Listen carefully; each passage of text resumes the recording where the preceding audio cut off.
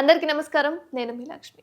జ్యోతిష్య శాస్త్ర పండితులు, వాస్తు శిక్షణ నిపుణులు, లలితాదేవి ఉపాసకులు బ్రహ్మశ్రీ నానాజీ పట్నాయక్ గారు ప్రస్తుతం మనతో పాటుగా ఉన్నారు. నమస్కారం గురూజీ. శ్రీమాత్రే నమః. గురూజీ, రాబోయే పండుగల్లో నవరాత్రులు స్టార్ట్ అయిపోతున్నాయి.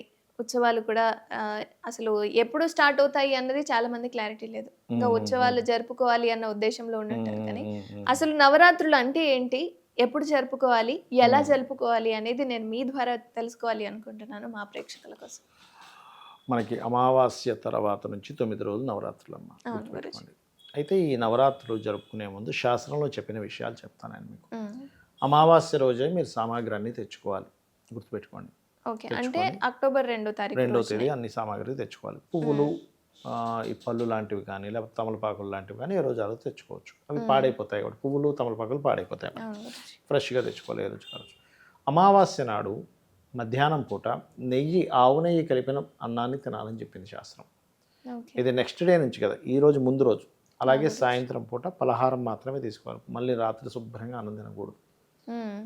జస్ట్ ఏదో టిఫిన్ లాంటిది చేసుకోవాలి. తీసుకొని నెక్స్ట్ డే ఉదయాన్నే నిద్రలేచి, ప్రాతకాలంలో నిద్రలేచి చక్కగా కాలకృత్యాలు తీర్చుకొని ఏదైతే మండపం ఉంటుందో, మీరు పూజ గది ఇట్లా మండపంలో పెట్టుకుంటారు కదా, హ్మ్. అక్కడ వేప మండలతోని అదేవిధంగా మామిడి ఆకులతోని చక్కగా అలంకరించుకోవాలి, గుర్తుపెట్టుకోండి. అలంకరించుకొని ఆ రూమ్లో ఒక పీటని వేసి దాని మీద చక్కగా ఒక వస్త్రాన్ని వేసి బియ్యం పెట్టి కలశం పెట్టాలి. ఆ కలశం ఎలా పెట్టాలి?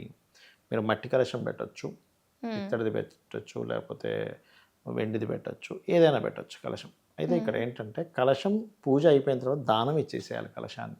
అది బంగారు కలశంతో చేసిన దానం ఇవ్వాల్సిందే.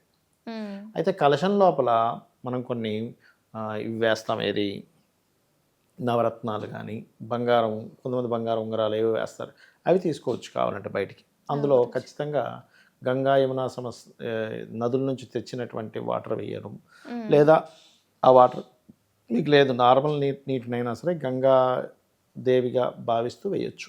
హ్మ్.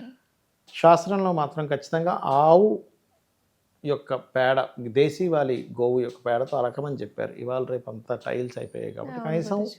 ఆవు పేడను అక్కడ పెట్టుకోవాలి కొంత.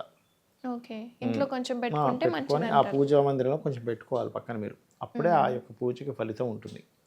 అలాగే కలశం పెట్టుకుంటాము. కలశంలో 5 రకాల ఆకులు కూడా చెప్పారు. అదేంటంటే ఒకటి మామిడి, హ్మ్. మారేడు, జిల్లేడు, ఇట్లా 5 రకాలు చెప్పారు. హ్మ్. అయితే దానికి మీరు పైన కొబ్బరికాయ పెడతారు.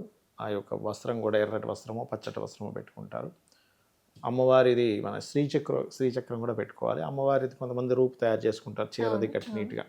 ఆ చీర ఏ రోజుకి ఆ రోజు మార్చాలి. అయితే ఇక్కడ ఏంటంటే మీకు స్తోమత ఉంది అంటే హడావిడిగా చేసుకోండి. హ్మ్. స్తోమత లేదు, అప్పు చేసి చేయొద్దని చెప్పింది అమ్మవారు. ఏదో అప్పులు చేసేసి హడావిడిగా చేసేసి మళ్ళీ తర్వాత అయ్యో అప్పులు పాలయ్యమని అనుకోకూడదు. అదే ఖర్చు ఎక్కువగా పెట్టుకొని తర్వాత మళ్ళీ మనిషికి భారంగా స్తోమత లేక చాలా ఇబ్బంది పడుతున్నాడు. ఉన్న దాంట్లో బెల్లం ముక్క పెట్టి చేసిన అమ్మవారు కరుణిస్తుంది. హ్మ్. మళ్ళీ డబ్బులుండి కూడా పిసినార్తనంగా చేసినా దోషమే అని చెప్తుంది శాస్త్రం. ఈ రెండు కూడా చేయకూడదు. ఓకే. అలాగే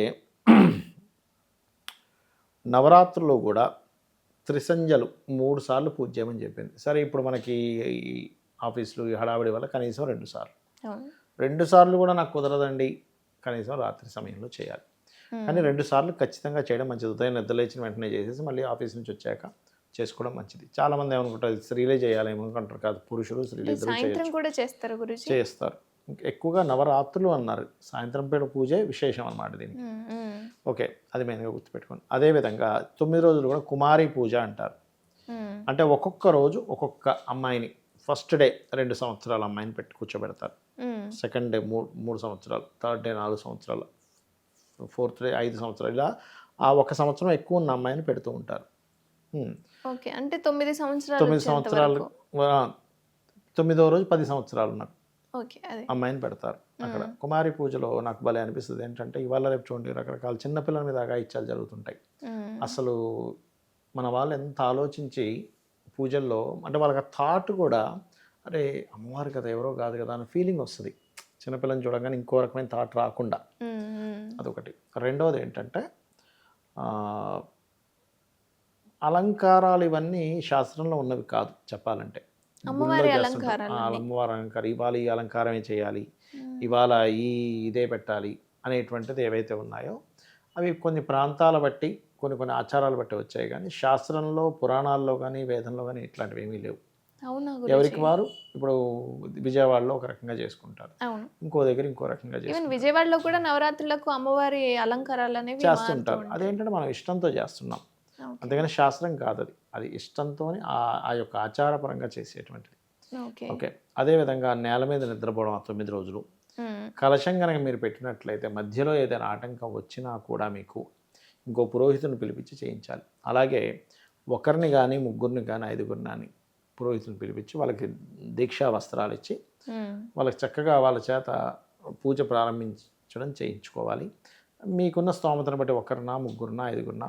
అలాగే ఆ 9 రోజులు కూడా మనకి దేవీ భాగవతము ఇలాంటి పారాయణాలు చేయించాలి. చండీ పారాయణము, దేవీ భాగవతం ఇలాంటివి చేయిస్తే చాలా మంచిది. కనీసం రోజుకొకరికైనా ముత్తైదువుకి పసుపు, కుంకుమ, గాజులు, జాకెట్ బట్ట, మనకి తాంబూలం ఇస్తారు, అవన్నీ ఇవ్వాలి ఖచ్చితంగా. అదేవిధంగా కుమారి పూజలో కూర్చోబెట్టి ఉంటే అమ్మాయికి అనారోగ్యం ఉండకూడదు. ఆ పాపకి మ్మ్. కొంతమందికి కురుపుల్లాగా పురుగు ఇలా వస్తుంటాయి, అలాంటివి ఉండకూడదు. చర్మానికి పళ్ళు సంబంధించి. ఊడిపోయి ఉంటాయి, అలాంటి అమ్మాయిని కూర్చోబెట్టదని చెప్తుంది శాస్త్రం. ఓకే. ఇది ముఖ్యంగా 2 సంవత్సరాలు అంటే సాధారణంగా ఉండుంటాయి కదా గురుజీ? అందరికీ ఉండాలని రూల్ లేదు కదా, అందరికీ ఉంటాయి. పళ్ళు ఊడిపోయి అందరికీ కొంతమంది మాక్సిమం. అది అది అంటే ఎందుకంటే ఆ భగవత్ స్వరూప సంబంధించినటువంటిది అక్కడికి ఇది వస్తుంది, ఆ శక్తి అక్కడికి వస్తుందమ్మా. అది ఓకే. ఆ మనుషులు ఆ పాపలోకి ఎంటర్ అవుతుంది అనమాట. అందుకని ఇక్కడ ఏదో కించపరచడం కాదు, మీరు బాగా అర్థం చేసుకోండి. మ్మ్. అమ్మాయిని గౌరవించమని ఇంకా అలాంటి వాళ్ళకి చక్కగా అన్నీ పెట్టమని చెప్పారు. కానీ అక్కడ కూర్చోబెట్టేటువంటి పూజా సంబంధించిన విషయంలో రూపానికి. ఇప్పుడు మనం ఒక జాబ్ చేయాలన్నా లేకపోతే ఒక లీడర్ని చేయాలంటే స్కూల్లో లీడర్ని చేయాలి, క్లాస్లో ఎలాంటి ఎలిజిబిలిటీలు చూస్తారు? ఎవరిని పడితే లీడర్ని చేయాలి. లీడర్షిప్ క్వాలిటీస్ ఉంటే లీడర్ని చేస్తాం. అవును. మరి పూజలు అంతే. ఆ క్వాలిటీస్ చూడాలిగా అమ్మవారికి సంబంధించి. మరి అట్లా అనమాట. అయితే మరొక విషయం ఏంటంటే ఎవరైనా ఈ 9 రోజులు కలిసి పెట్టి చేసే టైంలో ఎవరైనా గతించినా కూడా పురోహితుని పెట్టి చేయించాలి, కానీ మధ్యలో ఆపకూడదు. ఓకే. ఇవి ముఖ్యంగా పాటించాలి. అండ్ అదేవిధంగా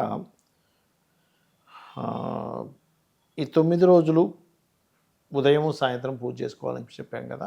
గురుజీ. బ్రహ్మచర్యం పాటించడము, నేల మీద నిద్రపోవడము, దీనికి రకరకాల మంది చేస్తారు. అంటే అట్లాగా 9 రోజులు ఉపవాసం ఉండే వాళ్ళు ఉంటారు, చాలా రేర్, ఉండలేరు, అంత ఈజీ కాదు. ఉండగలిగితేనే ఉండాలి. లేదు ఉదయం పూట అంటే షుగర్ ఇట్లాంటివి ఉంటాయి కొంతమందికి, లైట్గా టిఫిన్ చేసి ఆ రకంగా కూడా చేసేవాళ్ళు ఉంటారు. లేదంటే మొత్తం పూజ అయిపోయాక రాత్రి సమయంలో తింటారు. ఆ రకంగా కొంతమంది మాల కూడా వేసుకుంటారు గురుజీ. దీక్షా వస్త్రాలు, అదే ఎర్రటి వస్త్రాలు, కొంత మాల అది వేసుకొని 9 రోజులు దీక్షలా చేస్తారు. అది ఈ రకంగా మనం అమ్మవారి ఆరాధన చేసుకోవాలి. అదేవిధంగా ఆ యొక్క మండపంలో మీరు ఒక ధ్వజం పెట్టమని చెప్పింది శాస్త్రం. ఒక జెండాలా పెట్టి సింహం మీద కూర్చున్న అమ్మవారికి కానీ లేకపోతే సింహం జెండా కానీ పెట్టాలి. అది అంటే ఎందుకని గురుజీ? పెట్టమని శాస్త్రంలో ఉంది. మీరు చేసేటప్పుడు ఆ యొక్క ధ్వజం నాటమని. ధన్యవాదాలు గురుజీ. శ్రీమాత్రే నమః.